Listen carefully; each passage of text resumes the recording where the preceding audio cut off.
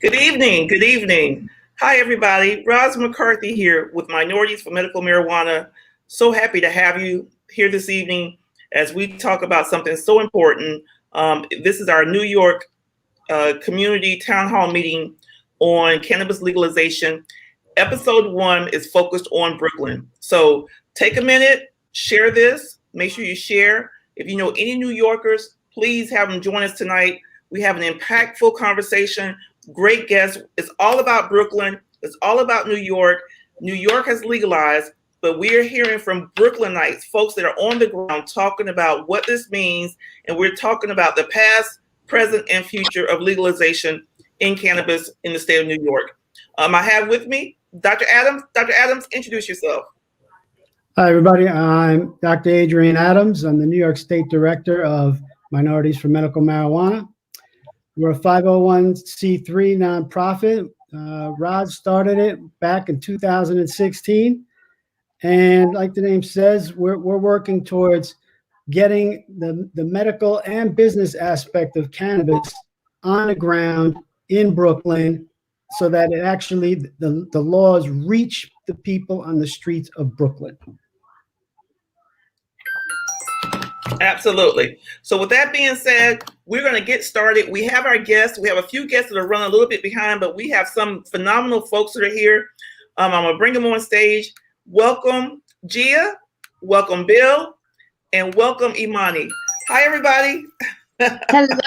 So we'll start. Hello. So we'll start with Gia. Gia, please introduce yourself to everyone and tell them why you are a Brooklynite. Just give them a little snippet. There you go. Well, first of all, you can't start this off without saying where Brooklyn at. I mean, and I say that to say that no matter where I go, I always shout out Brooklyn. I don't care if I'm in New York or I'm down south or wherever, but I always shout out Brooklyn. This is the place of my birth. My family lives here, born, raised here. So, anyone that's from Brooklyn, we are always so proud to, shout out our borough. There is that battle between boroughs, but no matter what, we're all New Yorkers. Yes, so my name is Gia Marone. I am here in the city of Brooklyn, born, raised in Williamsburg, Brooklyn, but currently in Clinton Hill. I am the president of Women Grow and also the CEO and the founder and CEO of GVM Communications. And I've been in the cannabis industry since 2015. Do you want me to run through my whole thing, or is that a good? Okay, I'm like, listen, because we got all amazing people that want to hear about them, and I want the others to hear about them too. No, save it because we got so much time that we want you to share. Next, we have our next young lady that we have here is Miss Imani Dawson. Imani, please introduce yourself. Well, hello, everyone. I'm here with some of my favorite people in the whole world. Brooklyn girls really do it better. So yes, shout out to Brooklyn. I am a proud 4th generation Brooklynite. My family's been here for over 100 years and we are going nowhere. And I love that I chose this as my home, and I have been here my entire life and really watched the transition from old Brooklyn to new Brooklyn. And like everybody else I know from New York, I wear many hats. One of them is cannabis advocacy. I am a communicator and storyteller by trade, and I was able to take those skills into cannabis, working on the ground with other advocates through the Smart Start Coalition to get legalization, and we did it, which is an incredible feeling, and we're all kind of figuring out now what that means. I am the owner of an MWBE certified marketing and communications agency, TCC Media, and I am also in my role as an advocate, the National Director for Communications for Minorities for Medical Marijuana, which is doing amazing work here in New York and around the country to promote equity and inclusion in the space. And I am delighted to be here tonight to be part of this important conversation. Thank you so much, Imani. And last but not least, who we have is Mr. Bill Hughes. Bill, please introduce yourself to everyone. Thank you, Roz. I'd like to thank Roz and for MM all our guests here tonight. You guys should be honored because you have some really inspirational guests here. Powerful. Unfortunately, I'm not one of the people who is from Brooklyn. I was born and raised in upstate Hudson, New York, which, by the way, they are now calling Brooklyn North. I actually am pretty good friends with Mike Tyson, who is from Brooklyn, and he, was raised in Catskill, which is 5 miles away. So we used to hang out pretty tight. And one of my best friends now is from Brooklyn. So I wished I lived in Brooklyn, but I didn't. But still in my heart. And by the way, I was a legislator for 12 years, and I'm still serving as a New York State Democratic Committee person.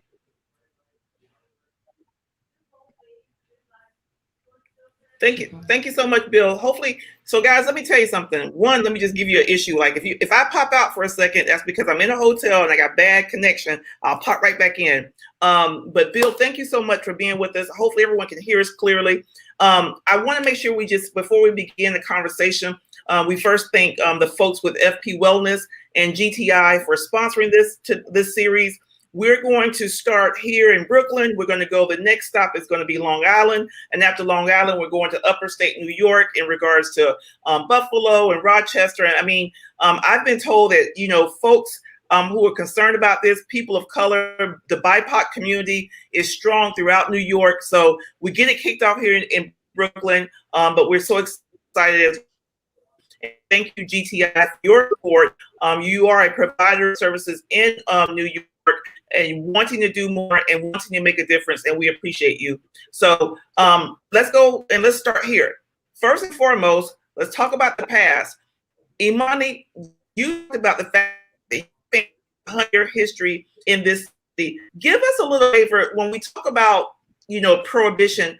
How did it affect Brooklyn specifically, and what was the still challenges due to cannabis prohibition from the past? Was the issue, or we will have to be able to come?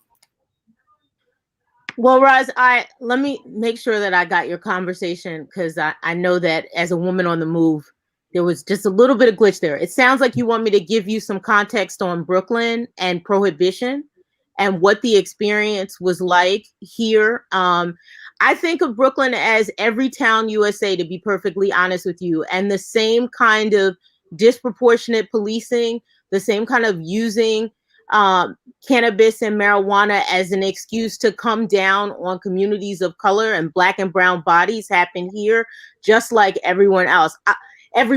I think what makes it unique for me is just my own personal story, and I will share a little bit of that. I was born in the 70s on 420, actually.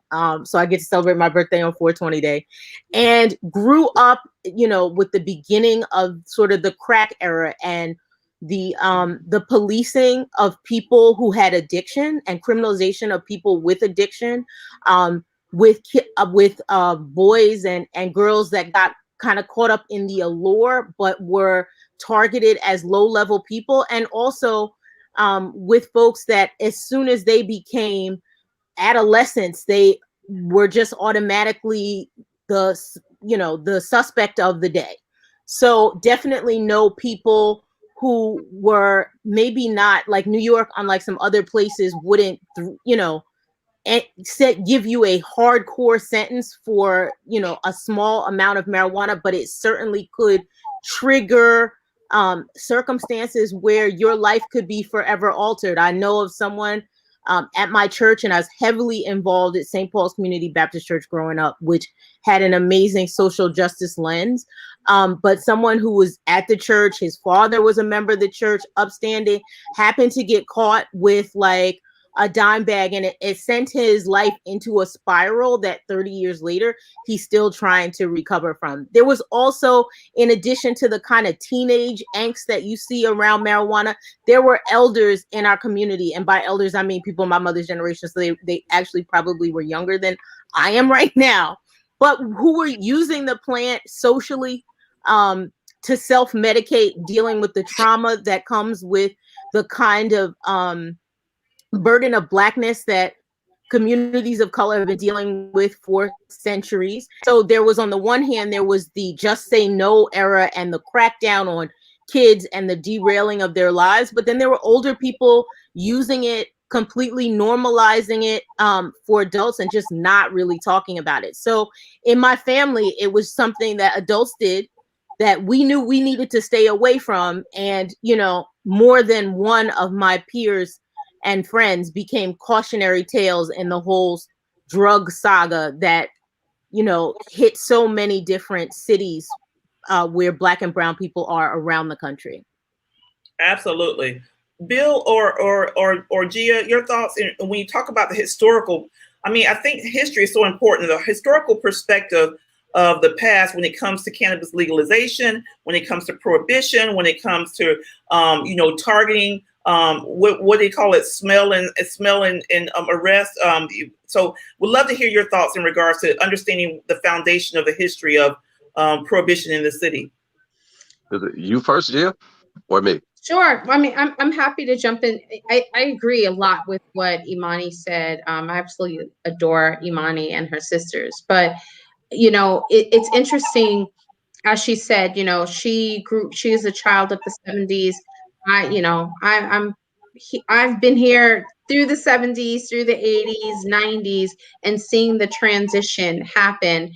And, you know, so we grew up during the era of Koch and Giuliani. And so it's interesting to see how policing honestly hasn't changed very much.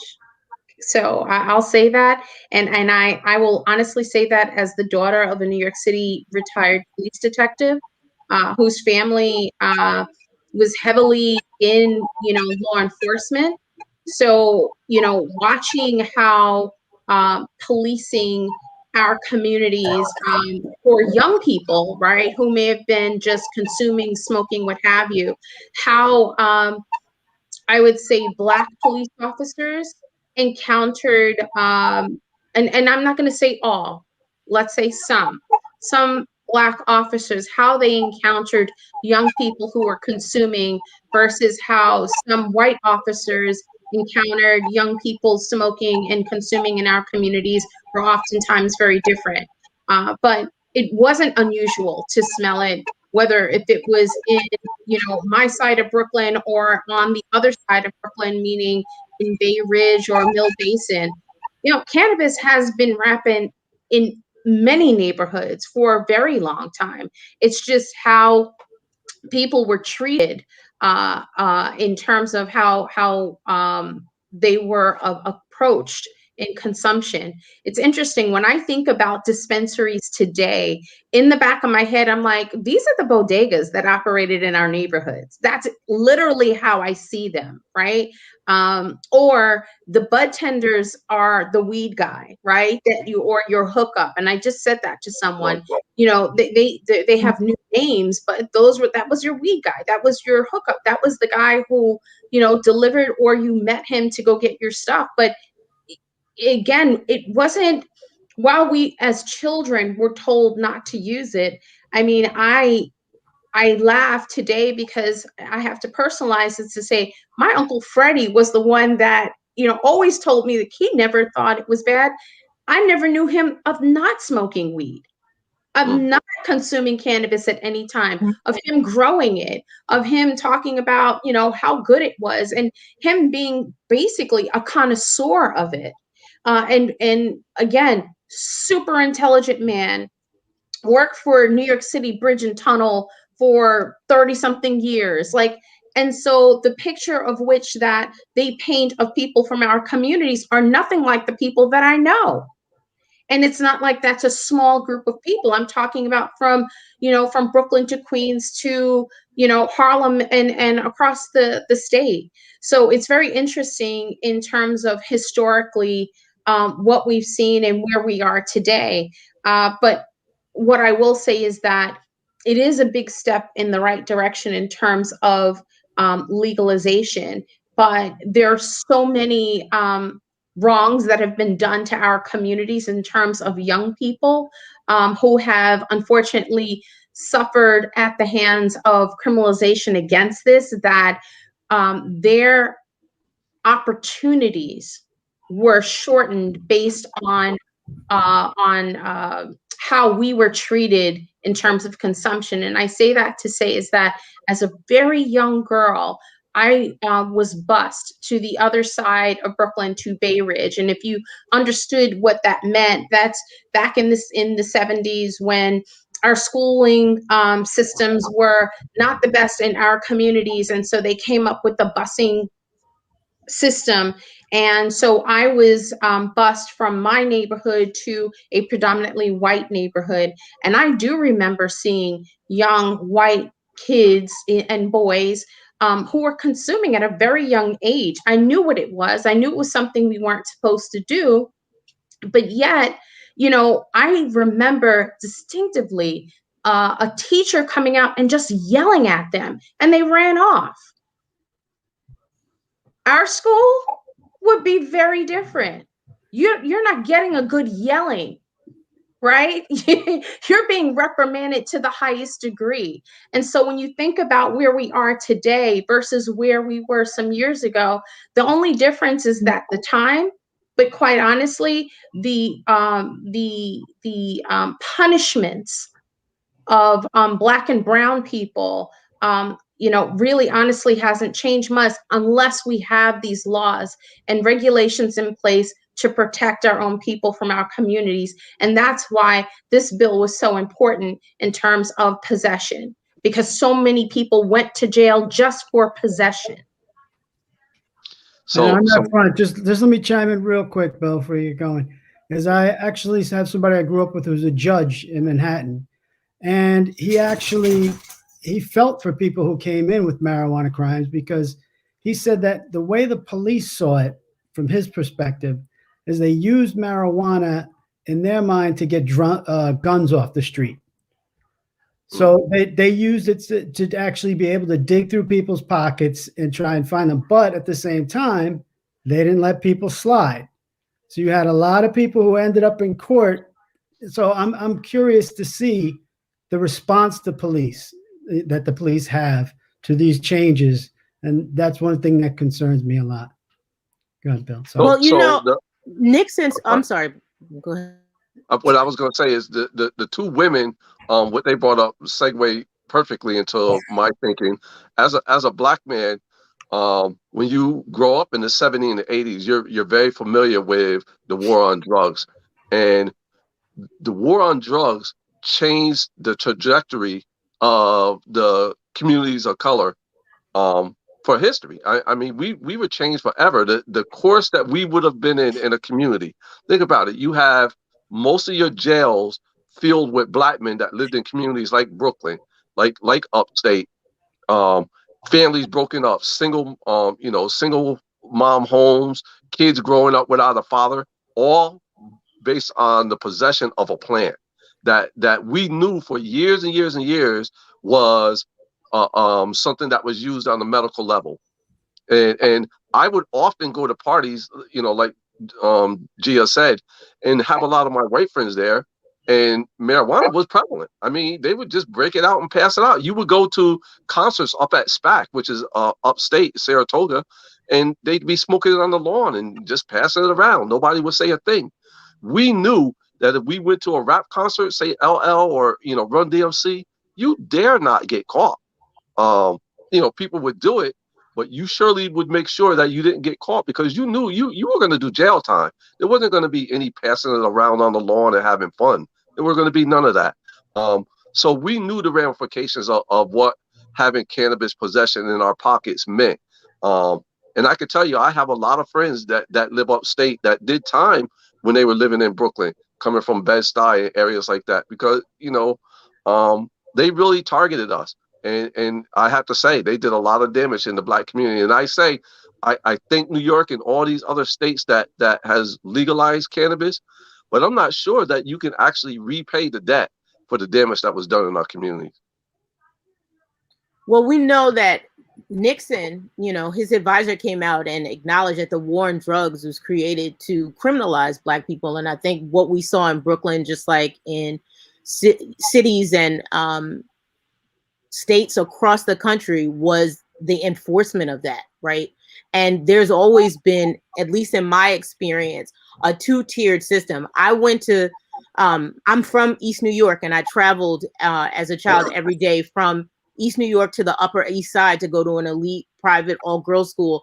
And when we're talking, we add the element of class in there. There is just a completely different world when you're talking about drug use, what's acceptable, and ultimately, even if someone is found with the drug, how they are punished, if anything. Mhm. Like it's clear that for certain people, like there was a path placed in front of them, and that everything was done to protect them, so that they could stay on the straight and narrow. And for Black and brown people, it was sort of more like you had to do whatever you could to stay out of trouble and to stay out of, you know, your life spiraling, and marijuana being, you know, there's a lot of talk about it being a gateway drug. What in fact, what it was, what I observed is it being a gateway, like that being the excuse for police to harass you, for police to come up with other reasons to criminalize you, and then starting that process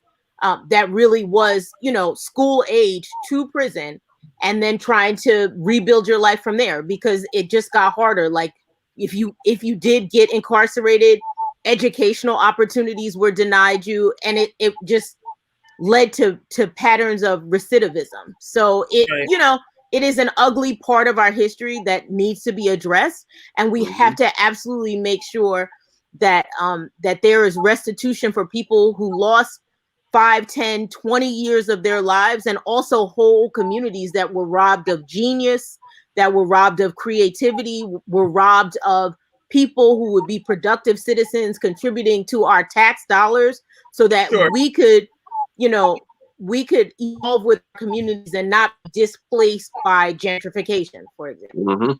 Well, just the mere fact that when you got out, you were unable to get student loans, that's a life sentence. Right. Not only student loans, but jobs and healthcare. And I mean, and it was a cycle, right? Like almost a cycle. For us, it was a path of destruction. That's what we were told. Whereas our white counterparts, it was never looked at as some sort of obstacle that would limit their future. Yeah. For them, it was a stage. Go ahead. Right. Absolutely. It was a stage or a development. That's what it looked like. Yeah. So one thing I want to add, it's actually interesting because I wish I could articulate it the way she does. And anyone that's watching, if you're not familiar with Cassandra Federic, who is the executive director of the Drug Policy Alliance, I highly encourage you to Google, YouTube her, and look up. There are several videos where she gives the historical timeline of not only when possession and legalization happened and how it was actually on the record of being legal, but many of our folks didn't know, they didn't have the right attorneys fighting on their behalf, and really just breaking it down on how not only it's impacted us, but basically how the city and state have taken away many of our young Black and brown men and women, you know, just based on possession. But if you look her up, I highly encourage you to please find the videos of her telling the story. It's heartbreaking, but it's also very insightful. And what I realized today as an adult is that if we had had the knowledge and the power behind us, because oftentimes when many of our young people were arrested, they didn't have the money and their families didn't have the money for attorneys. So they were using public defenders who were not oftentimes fighting in their best defense. And so they were ending up at Rikers or many of their facilities. And so, you know, just go and take a look and learn about her. Cassandra Federic, it's Cassandra with a K. I highly encourage you to check her out. And you know, in that vein, I'm sorry. I actually spoke to a gentleman years back who was a pharmacist who was 100 years old. And he said back in the day, he used to have cannabis in the pharmacy. And that after alcohol prohibition, when now you have this force that needs something to do, they turn their guns on marijuana And he actually, the organization he belonged to, went before Congress to argue that the pharmacists did not want to lose it, but ultimately they did. And that's a perfect segue, because I want to bring us to present day and not present day adult use, but I want you to think about 4 to 5 years ago when the conversation was talking about a medical program and legalizing from medically. What was the thoughts? What's the vibe, the energy, the conversation in your community? Is there a medical dispensary in Brooklyn right now? What were some of the things that you were thinking about when you saw legalization from a medical perspective come into your community? Well, I have to say, just as somebody who's been a community-based advocate and, just a girl from around the way, like there is a lot of hesitation and a lot of misunderstanding. Like I was surrounded by the gateway drug myth as a child. I think the elders were trying to protect us and shield us from the world and, its criminalization of young Black people. But there are so many people for whom marijuana represents the devil's lettuce. And so even 4 and 5 years ago, when, we're talking about the nascent stages of our medical program, one that was designed clearly not with communities like ours in mind. It's expensive. The quality of the product wasn't great. There was a hesitance limited for people. Absolutely. There was a hesitance for people to even ask questions about it. I think that, particularly when I'm talking to older generations, that folks were in a wait and see kind of mode. And I think what is amazing about this bill and the way that the conversation has shifted, and even just having 7 years to kind of steer the narrative around legalization here in New York from, one that is centered around patients, and it was very weird and not very clearly articulated, to now when it's like, hey, we are centered in equity. Now there is a lot more curiosity, there's more openness, there's a sense that this is happening, so we need to figure out what's in it for us. But a couple years ago, people were like, oh no, baby, that's nice, but I'm just going to take these pills that the doctor prescribed to me, and I'm going to stay away from that stuff. Yeah. But wait, but in addition to that, I want to add, the reason why that's so spot on is that our communities are oftentimes reluctant because we constantly feel like we're being entrapped in something. And the amount of people that upon entering this industry, when I said, you should get your medical marijuana card, become a patient, they were afraid that they wouldn't be employed, or that state and federal officials would find out that they have a card, and that would limit their continued growth in career business. And so they didn't want to be found as being a patient. Meanwhile, the qualifying conditions early on were limited, but they started growing, right, in terms of expanding year over year. And what's interesting is that many of us, of course, naturally fit in those categories, but we've been so used to quietly self-medicating that actually coming out and publicly saying, yes, I suffer from chronic pain. Yes, we have urban trauma. Hello, every day we step outside of our houses, as we can see on the news, we're faced with trauma, right? And so even people from our communities understanding that we all suffer from a form of PTSD, and that, yes, when taught to use this medicine, and not to say that how people were currently using it, but I think many of us were still, even myself upon entering, my limited knowledge of knowing how to consume the plant, like I stopped smoking. So that wasn't my form of consumption. And most people were thinking, I don't want to smoke, only to learn that there are other ways to consume and aid your medical challenges through other factors. And to Imani's point, where our seniors were like, I'd love to eliminate these 23 pills that I have to take every day, but I don't want my doctor to find out that I'm consuming this tincture. My own mother would say, I don't want this to show up with my test results. I don't want my healthcare to be impacted.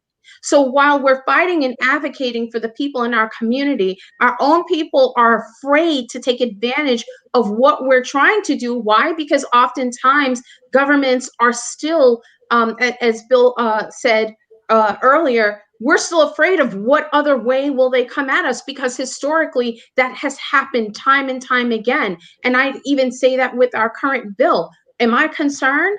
Absolutely, I'm concerned, because I'm concerned if policing changes and you can no longer arrest people for odor, then what are they getting us on? Are they getting us on disturbing the peace? Are they getting us on possession of something else? And so I understand, but it is a matter of continuing to educate and inform. But historically, we're so used to being prepared to defend ourselves and getting out of something. I can identify with the hesitancy. Well, you know So what? you I could- think you we have could- to use our experience, like our lived experience as Black folks, just to your point about policing, to just know that it will be something and to prepare ourselves accordingly, you know, as we both nationally and in New York as a city reimagine what policing looks like here. So when you look at what Al Harrington always tells the story about how he actually got into cannabis, if you listen to the first part of that, when he opens, he goes, "My grandmother said, reefer, get out of here with that." And the reason why is the Black women in our community, the women in our church, our grandmothers and our mothers watched how our communities were broken down by the war on drugs. And so now we're going to come back and say, okay, we're going to legalize this, and we're going to allow you to sell it, but it's only legal at the state level. It's still not legal at the federal level, but we want you to trust us. I mean, think about that. And not every city, state, and town and village wants to remain a part of the legalization that's happening. Right. And that's also part of why there are concerns around policing. Because if you do possess and you happen to cross a city state line, what happens when you cross over? Let's say if you're in Long Island, in Nassau County, and you cross over to Suffolk, and maybe this town and village in Suffolk isn't observing it. Mm-hmm. You know, we still have to be very cautious about how we move forward. I know right now, and I told you, Roz, that I would keep the notes up. You know, public consumption, while it's still allowed, again, that's what has been passed through the state. But there are cities, there are villages that are looking to opt out of that. And that is very concerning to me when it comes to many of our young people or people who are actually traveling in within the state. And maybe you're pulled over, just like that veteran that happened not too long ago, and he did nothing wrong. Mm-hmm. He was just black and driving. Yeah. It's concerning.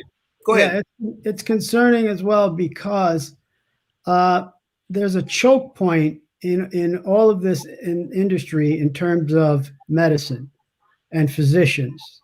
They haven't been taught about it. They don't know, some don't know anything about the body having an endocannabinoid system, much like you have a cardiovascular system and respiratory system. And they really are brainwashed into the just say no to drugs movement. And so we really need to, when you go to your doctor and you are not wanting to mention it, you need to advocate for yourself. You need to explain, hey, this is what I do. This is what helps me. And when enough people do that, they may have the sort of impulse to actually go on, look at some studies, learn about it. Because I also own a CBD company. This is what I fight on a daily basis, is talking to these physicians and breaking out the studies and pointing out that yes, we do need more studies, but a lot of them have been approved by one agency, let's say the FDA, but people can't do it because of the DEA. So it's not that there isn't evidence there. It's there. It exists. The profile of safety for this product is thousands of years old. But I will say this, speaking about what Bill was mentioning, is the different municipalities and the different states have different rules. A lot of people are very excited about the potential for federal legalization. And Chuck Schumer is going to be bringing this up in the next couple months. But from what I've heard, really what he's trying to do is kick it to the states and have it a states' rights decision. So we all need to keep paying attention to what's happening in New York, because there are a lot of regulations that still have to be written. Yep, and sorted out. It's not over. Right. Well, Passing we the all budget. need to stay engaged, which is why I'm so glad, Roz, that we're having these conversations here in New York. And just to bring it back to Brooklyn quickly, I think as someone who works as a political strategist, I know that there is a sea change in terms of attitudes right here. And while, you know, Long Island and other places throughout the state that are redder than we are here, it's going to be a challenge. And while there is no doubt in my mind that we will still have to be more careful than other communities because we are just policed differently. And that impact is not going to go away now that it's legalized. I do feel, looking at people who are current elected officials and folks that are running, that we are going to have a more supportive environment for legalization because of that equity center. Like, Yes. I know the public advocate, for example, came out in favor of legalization. Our mayor came out in favor of legalization. Many of the people running for city council right now have platforms that include marijuana legalization. That even a couple years ago, they would have been hewing to the gateway drug rhetoric because of like an older, more conservative base. So I am encouraged for folks in Brooklyn who want to access the plant. And, you know, to Dr. Adams's point, the first thing that we need is education for our communities so folks understand that it's a medicine first. It is a medicine. Continued education. Roz, you asked a question earlier if there were dispensaries in Brooklyn. I don't think anyone answered. Yeah. There are, and that's because we're so passionate about the other piece, so we should actually talk about the access. Access is important, right? But what's interesting about that is while there are dispensaries, and I happen to have been in Queens earlier today, and I saw one of the dispensaries in Queens. While there are dispensaries in Brooklyn, they're actually very close to Manhattan. And what I mean by that is that when you know the way the boroughs are split up, Brooklyn is very close to Manhattan. In order to get across, you've got to go across a bridge. Well, there's one dispensary in Williamsburg. There's 2 dispensaries in the downtown Brooklyn area. I think there's like a total of 3 maybe. And so, you know, they're actually not very far apart. But that is as deep as it goes right now. Right. Now, what is interesting in the latest bill, and I know we were talking about those regulations, our current medical program is expanded. And in terms of our 10 license holders, I do believe that the current license holders get an additional 4 retail spaces, and 2 of which per retailer have to be in, they say disadvantaged communities, but let's just say Black and brown communities, right? Yeah, at the end of the day, disproportionately impacted communities.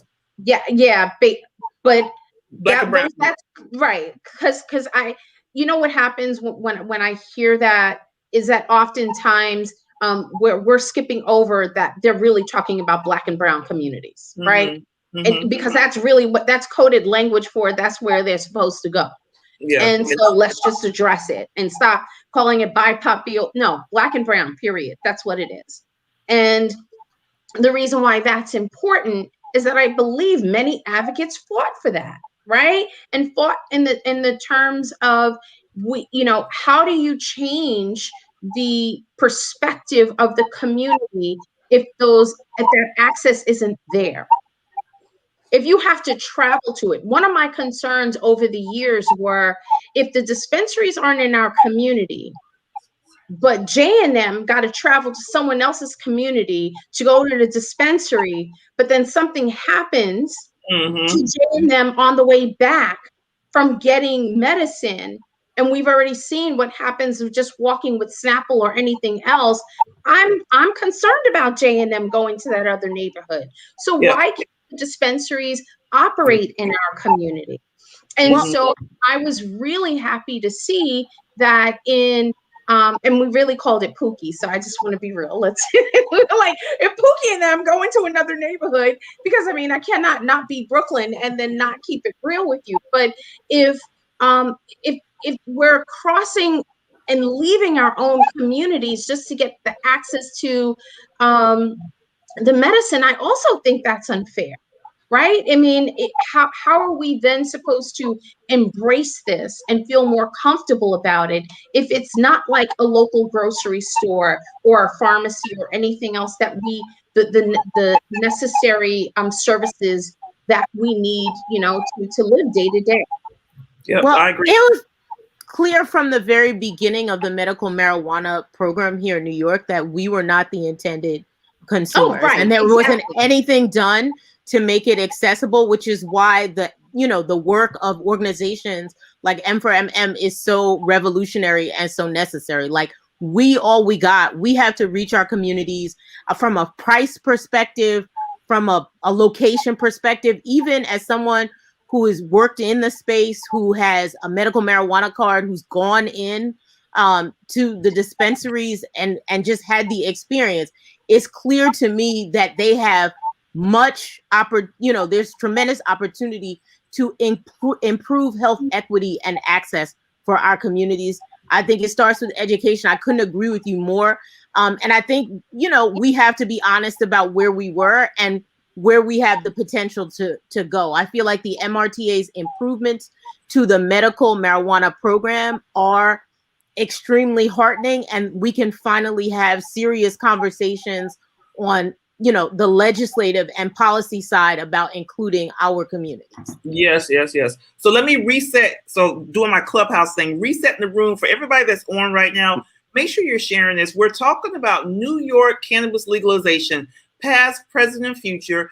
We're on the present and kind of getting ready to transition a little bit as we get ready to talk about the future. But this is such a critical conversation, and we're focused on Brooklyn right now. Bill Hughes, as a lawmaker, as someone in your role, serving the people, how did you transition over to being an advocate for the industry, an advocate, and reaching out and putting your name, your background, you put everything out there and you don't shy away from what you've done and how you're advocating for, legalization. So when I actually became a legislator, no longer, so have that up there. But when I was, my main focus to becoming a legislator was to work on social justice issues, education. I was working on issues like PINs, reentry. Like I helped build the reentry program here in our community. And as I saw our young men and women come home, I realized they were coming home to no job, being left behind by technology, couldn't go to, was having a hard time getting into secondary educational opportunities because of whether it was a drug arrest or what have you. So the opportunities were really bleak for them. And once I joined the legislature, I started creating many programs around how do we integrate these people back into society, because obviously they could be a real benefit. And to leave a person behind for what they call a simple mistake. I don't see someone being arrested for possession as criminal at all. But the fact that they were and that they have a criminal record shouldn't mean that we're going to cast them aside. So that's what kind of got me really into politics. And once I wasn't in politics anymore, as a legislator per se, I started seeing that I could take, some of that same skill and knowledge I had and apply it on a business level within the cannabis industry, and not only, have my partner and I get involved in the cannabis industry, but actually help others do the same, especially those that may have gone through a reentry program. No, I love it. Dr. Adams, education. Gia said education. Imani said education. Bill has said education. He started on the social justice. You have your PhD in education. What are some of the ways that do our communities, thinking about Brooklyn and thinking, even outside of Brooklyn, but more so, what are some of the ways that we should be educating? Is it forums like this? I know COVID came in and kind of disrupted education. But what's your thoughts? I think that we need to really focus on getting this legislation. I'm sure many people out there have seen what actually got passed, is to actually try and make the legislation and money make it to the street, to the kid on Farmers Boulevard. We need to do our best. And this, and over the next year, there's going to be a lot of things that have to shake out, like with the Cannabis Commission that's going to be formed. And there's already programs. There's many programs out there in the state that actually could be modified to incorporate cannabis into it. I believe Amani was saying before that she's certified as a minority women-owned business in New York State. I've done that as well. And it's a program, it's interesting that it takes you through your whole business, soup to nuts. When you are done with that program, you're ready, you are legit, but you have to have your company formed for a year first. So it's something you need to get cooking on now. And hopefully by the time a year rolls around, we'll actually have better formed education and mentoring programs in place that can actually work with community organizations. There's community organizations in Brooklyn that help you with job placement and things like that, to actually connect with these state programs with them. And I would say this, very important, that there's one thing we learned last November, we have power at the voting booth. We have a new ear of politicians that say, hey, wait a minute, there's an opportunity here. Yes. And if those of us on here actually speak up, get in their ear and let them know there's an opportunity here. I mean, I live out on Long Island. Let me tell you something. This is tough out here, all right? There's a lot of red country out here, and it's extremely segregated.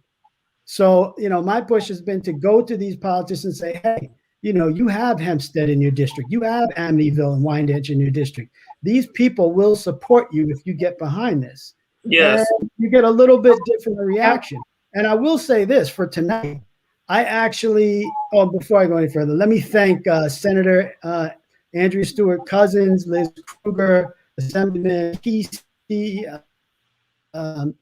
These people have really done a lot of work to get us to where we are. But in Brooklyn, I lobbied every politician you could think of to actually attend tonight, and they didn't. So that should let you know that, you know what? We need to make our voices heard in order to get this money to filter down to make a difference on the street. They may be still basking in the glow of the historic March 30th passage on their level. But to your point, Dr. Adams, we do have the ability to talk directly to our legislators, our elected officials. They are our representatives. Here in New York City, we have ranked choice voting happening, and we get to choose the people who are going to represent us on June 22nd. So I advise anybody who's listening to this, whether you're in Brooklyn or any of the other 5 boroughs, if you're in New York City, make sure you do your homework on the people that are running to represent you, and that you're clear on where they stand on marijuana legalization. And you should contact their campaigns because they want to hear from you. They know that you represent multiple people in their communities. And if they hear that you want them to fight for equitable marijuana, an equitable framework here in New York City, then they're going to add that to their list of things to do. Yes. Can I add to, can I jump in? I want you to jump in. I want you to hold that thought, Gia, because I want to give you a little rant so that you would address something that I think is real critical, and then make your point that you're thinking. You did something super special 2.5 years ago, and you just did it again on a virtual, but you were able to create connection with faith-based. And I really would like for you to talk a little bit about that and why it was important, and how those continued conversations are going to be critical with the now legalized adult use market that's now coming into New York, or that is now, it's not even coming, it's here in New York. We're just waiting for the rules and regulations. And then you can add whatever you want to put on top of that. Well, actually, that's great, because that was just what I was going to circle back to in terms of. So that's why we're here. I love my M for MM family. So yes, shout out to M for MM. Roz, thank you so much for this. So yes, so the first conversations at Emmanuel Baptist Church right here in Clinton Hill, Brooklyn, actually happened in 2018 at their event Exodus to Egypt. And that's where we actually held, well, every year Emmanuel has different topics that are addressed in terms of what's important, what are trends that we need to be paying attention to, and one of them was cannabis. And what was interesting is that while I had two opportunities to present, to Imani's point, when she said, you know, a couple of years ago, many of our legislators were not in support of this, but when we speak to them now, you do see the shift. You see the shift because community shifts. Why community shifts? Because those are their voters. When you get the voters to really speak to the legislators, then the legislators shift. I say that to say, when I went to Emmanuel the very first time, I didn't know how I was going to approach the attendees, because it wasn't in the church itself, it was in the side building. But what I recognized is that I needed to connect with community in the way that I was taught. I brought show and tell items. Many of our thought process about this industry is based on old information. So when I actually brought trade magazines, I brought topicals. Of course, I didn't bring THC in the building, but I definitely brought teas and topicals, and I brought what a vape pen looked like. And when, you know, many of the seniors were able to touch and feel, of course, everyone wanted a little bit for their arthritic hands. And I thought, wow, that's cool. So you do know. You're aware that this could help you. And so being able to not only have the conversation, but invite them to experience what we see on a day-to-day basis in the industry, I think that also changed the perspective. And I'll say that during that event, you know, there were a few local officials who were there who didn't say anything, but you saw the expression change, because if you're only seeing it through your screen, you don't get the experience then when you might, as Imani said, you go to a dispensary, or as Dr. Adams said, you know, you get to experience something or have that conversation. So what happened in 2018 actually led to the very first Business of Cannabis Summit at Emmanuel Baptist Church, where Pastor Trufant opened up not only his church, the entire building. We occupied the sanctuary, the 3 floors of the adjacent building, as well as the school. And it was incredible. We had 60 thought leaders in the industry. M for MM showed up. Roz, you were there. Imani, you were there. Bill and Dr. Adams, I didn't know you then, but if I knew you then, I'd have told you to come and join us. And it was an incredible day of over 400 people in the room. Not even in the room, but changing sessions as if they were going to classes.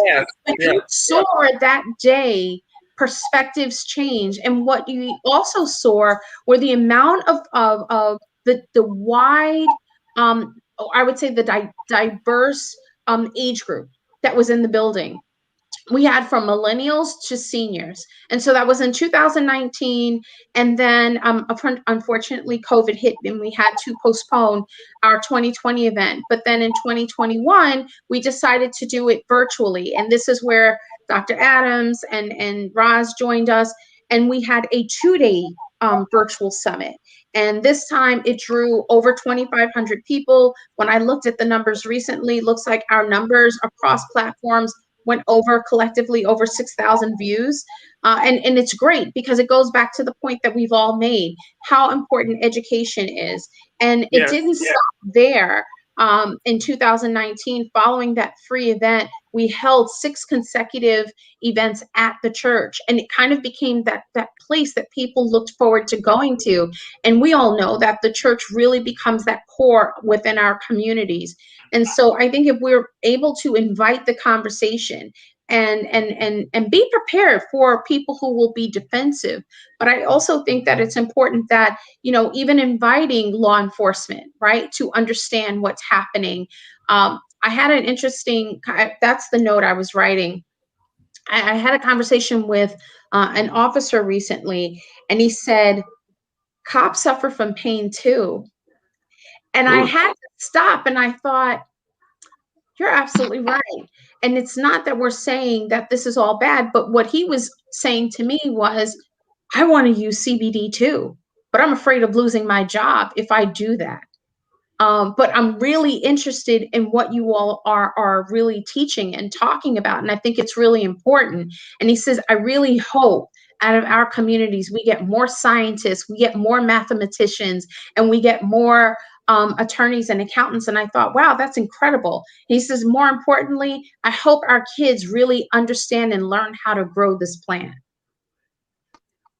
That's a great point, because I Absolutely. have firemen and police who use my 0% THC balm, and they would love to use the tincture or the capsules or whatever. And they tell me that all the time, but they're scared to death of losing their job. Yeah. And that's a good. It's not their jobs, their pensions. Yeah. And if you live in public housing, you're worried about losing your housing. But Gia, I was going to say, we had a conversation today with shout out to Stanley Atkins and Antoine Hines. They did a veterans conversation for 420, just talking about what are the needs for the veteran community. And Stanley said today, he was like, the first thing the veterans want to know, how will this affect my benefits? So same thing as cops, same thing. That's like, you're not asking about, does it work for pain? You're not asking about the price point. You're saying, listen, I've earned something. I have this. How will this affect it? And that's where the legalization at the federal level really is so important. So Imani, you had a thought?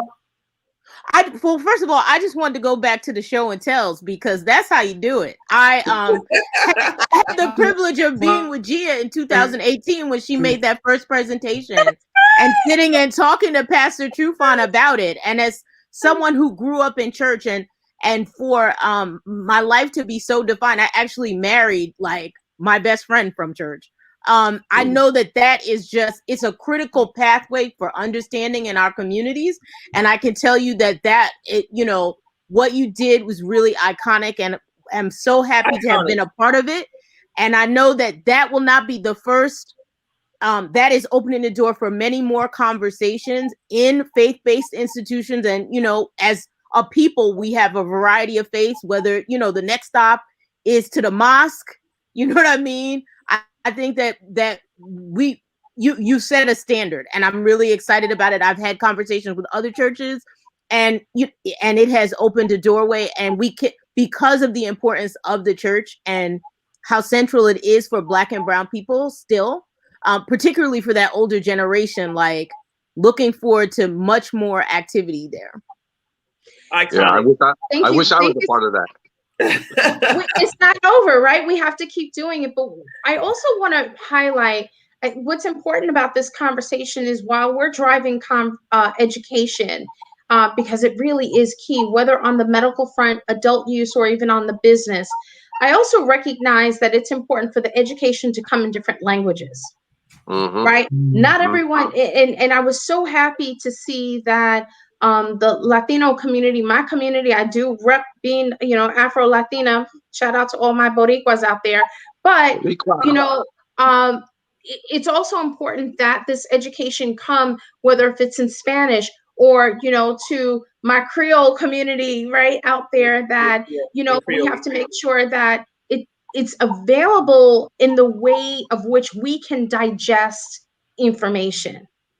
And I think a lot of times that's where the divide happens, is that when that information isn't able to trickle down in the best way that we can receive it, whether it's audio, whether if it's, visual, or whether if it's through your first tongue, that's when we're able to awaken people. That's when we're able to break down barriers and open up those lines of communication.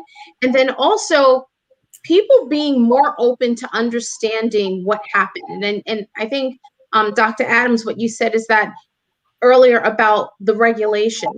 once this bill was signed, people thought they can start operating the next day. Yeah. Well, at least they can have their 3 ounces the next day. Oh my God. And you know what?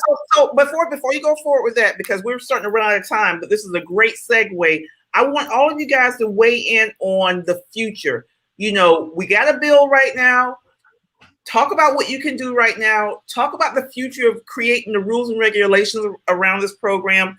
New York has one of the most progressive and statutory bill that we've seen across the country, period. If you look at it and all the nuances of it, but let's talk about how do we execute it, and then also what can we do right now? And you guys go round robin as we wrap up in the next 5 minutes, but I would love for you to weigh in on that. I want to jump in because I've been really part of conversations with legislators, one, bringing them science-based education about cannabis as plant-based medicine, because they, as members of our community in particular, have the same prevailing prohibition myths around cannabis that lots of other people in our community do. And I feel I'm very encouraged by what's going on. I'm, very connected to the majority leader, Crystal Peoples-Stokes, whose vision really encouraged, held the line for 7 years so we could get an equity-centered legislation. And I believe that they are staying active, and that our legislative body has a significant role in the regulation, who's appointed to the various boards, how the process works. And we need to stay engaged with them to make sure that what the vision that was laid out in the law becomes the reality in practice. Absolutely.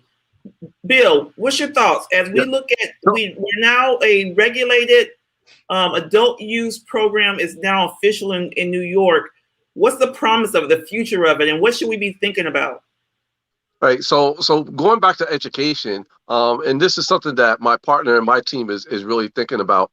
It has to be a multifaceted approach, especially when you're looking at boroughs like Brooklyn, right? You're not everyone is going to want to be an entrepreneur. Not everyone is going to want to be an employee. And some people are just going to want to participate, in the product itself. So to have a good social equity program, one, we have to realize that the access to capital is very important. And we have to have avenues to that. And so hopefully that when our legislators are moving forward, I know they promise monies, but let's make sure that those monies are delivered to the communities that really need it, like our social equity communities, especially those in areas like Brooklyn and also Harlem, but all the boroughs. And also, we want to make sure that when we're talking about education, it can't be, and you guys do a great job, Roz, with the boot camp, but it has to go beyond that, right? We have to have a boot camp to help someone actually get their license, and then we have to have technical training for people to actually, once they get a license, to move forward. And then we need to think beyond that, because you will have people that are looking to get into a highly regulated industry that really haven't run a business before, and now they're going to be running a business in a highly regulated industry. And quite frankly, a lot of these companies would love to see our communities fail so they can swoop in and pick up those, pick up those licenses. And so I think, listen to Gia and listen to Monty. I think they're doing great job right now. So for us to build on that, to make sure the businesses that do get licenses are successful and sustainable. Yeah, I love it. Dr. Adams, your thoughts, the future, what should we be focused on? I think in terms of focusing on the future, everybody out there should get involved with a group. MPRMM, Women Grow. There's a lot of groups. MCBA, Cannabis Cultural Association. Women Grow is doing something great with mentoring that I saw, Gia. Thank you. You're going to need a situation where once you get a license, there are so many other things you need to know. You need to know how to run a business. You need a mentor for that business. You need ongoing, continuing education. There's a lot of things that need to happen, and everybody needs to really pay attention. If you're out there and you want to get into the business somehow, some way, you need to be, as an example with M4MM, we're going to be doing cannabis licensing boot camps. working with Project Clean Slate. And that's something anybody with a conviction out there should really look at, New York's Clean Slate program, where you might be able to get your conviction wiped out. Basically, stay involved. And don't think you have to be a CEO. There are many other levels to getting into the business. Yep. So, Gia, I'm sorry. I'm sorry. That great points, Dr. Adams. So, Gia, last one again. The future of legalization. Talking about Brooklyn, we're talking about the fact that we have, actually laws in the book right now. What do you think the promise of it is, and what do we need to be focused on as we go and look into the next year or two? So I'm hopeful. I think what Dr. Adams just said. So we got automatic expungement of records for people with previous convictions. So, I look forward to seeing that take effect.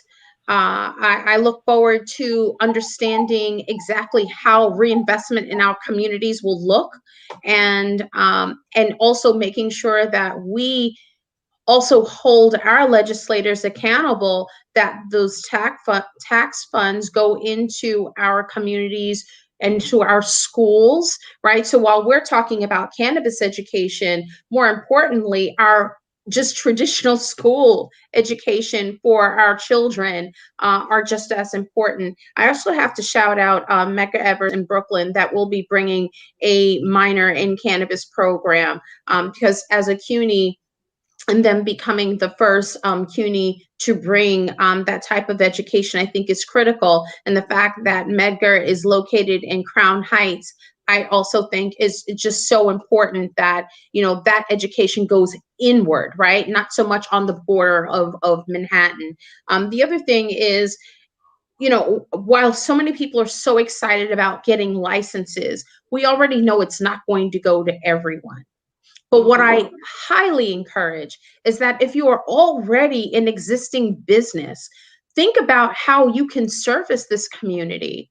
I mean, this industry, not just this community, but this industry. Supply diversity is about to come up really strong in this industry. Why? Because and M for MM is about to launch that program, but we've been talking about it on panel discussions for many years. Those of us that come from corporate environments, we already know what that looks like there, and that we knew that would eventually segue into this industry. And so I believe that is just as important, that if you do have an existing company, understand that it will more likely be able to serve the cannabis industry and serve the operating businesses. And so I don't think many of you have to reinvent the wheel. If you are a nurse, we're going to need traveling nurses to help dispense.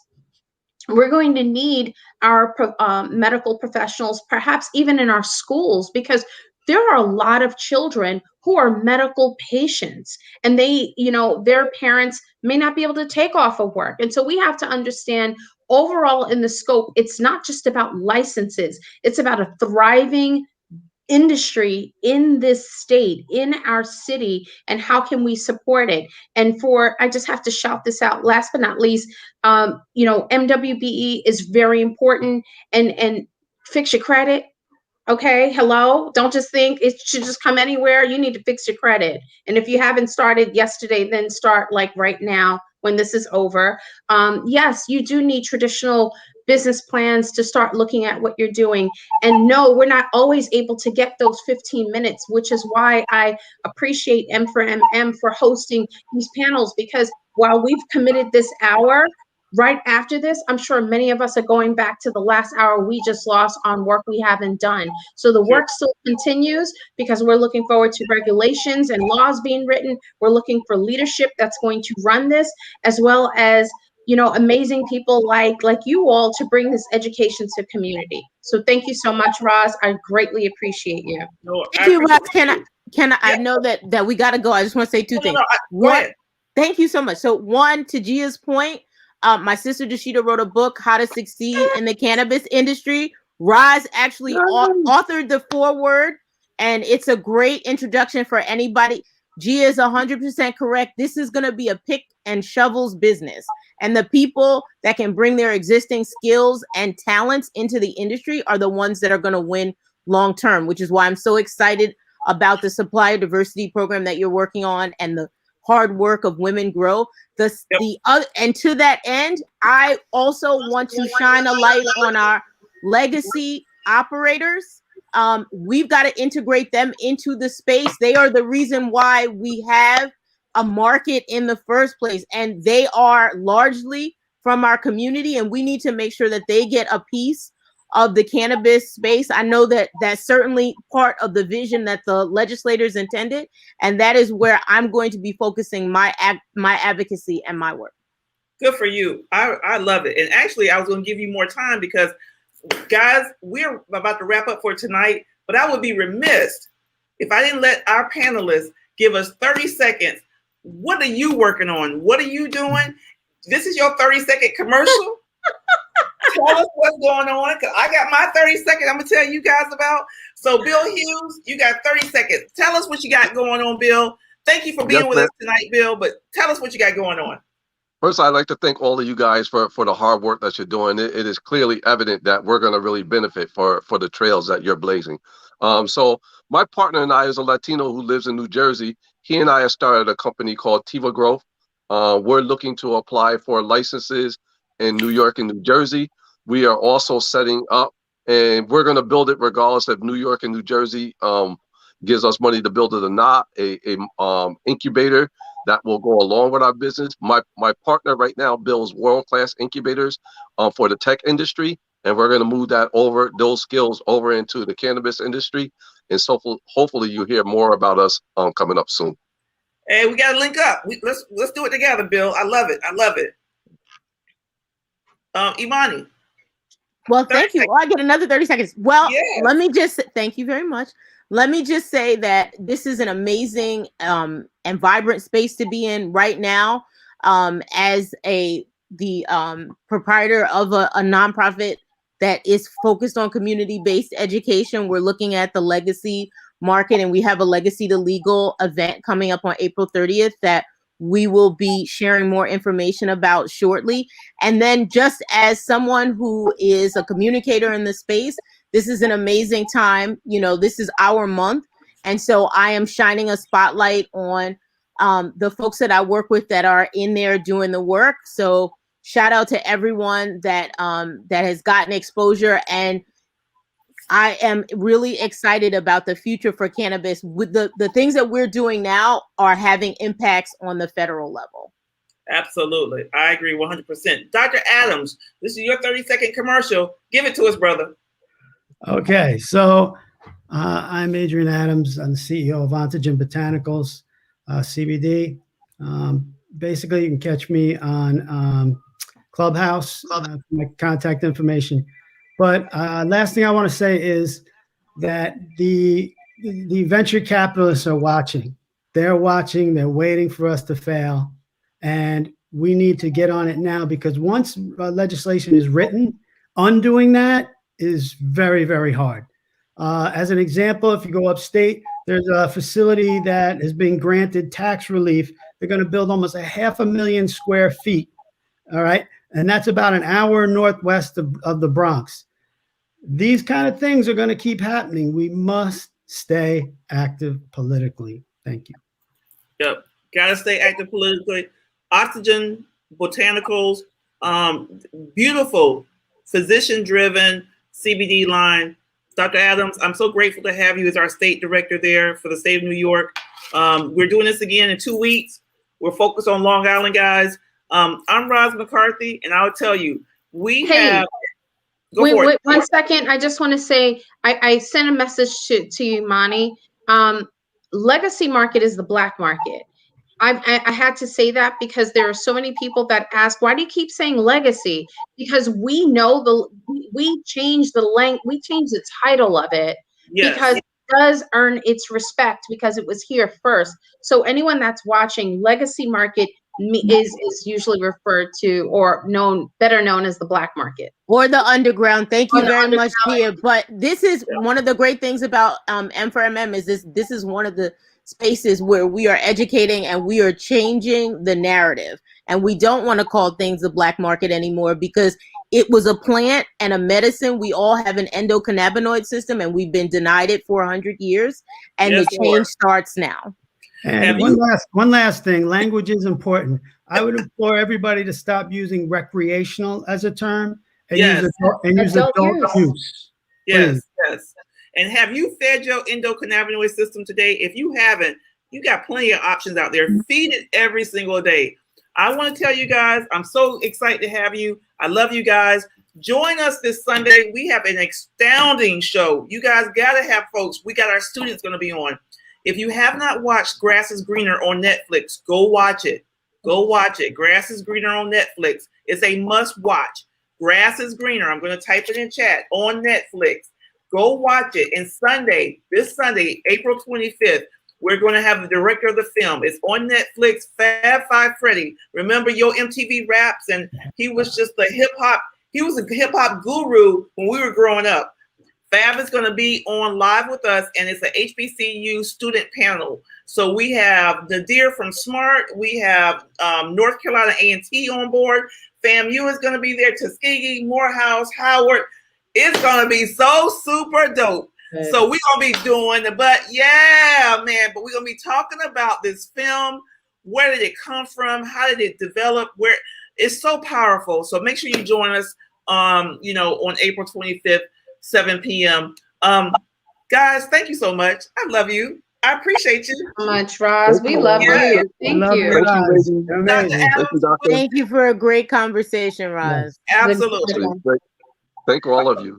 So guys, listen, that was your panel for today. Thank you guys for joining us. Thank you, FP Wellness. Thank you, Green Thumb. I'm Roz McCarthy, founder, CEO of Minorities for Medical Marijuana. This has been my pleasure. Make sure you join us right here, Facebook Live, Sunday night, 7 p.m. We're talking about the grass is greener. Make sure you follow all of our panelists that was on tonight. And we love you guys and be safe and have a great night. Thank you. Have a good night, everybody.